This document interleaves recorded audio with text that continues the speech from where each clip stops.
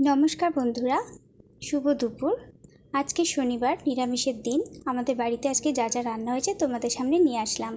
দেখো, প্রথমে পনির, ক্যাপসিকাম আর আলু দিয়ে একটা তরকারি করা হয়েছে।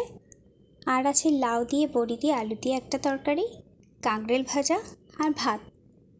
আজকে তোমাদের সামনে পনির তরকারির রেসিপিটা নিয়ে আসলাম, খুব সামান্য একটা সহজ উপায় দিয়ে। তো সেটাকে করতে গেলে পানিটাকে ফার্স্টে টুকরো টুকরো করে রেখে দিতে হবে।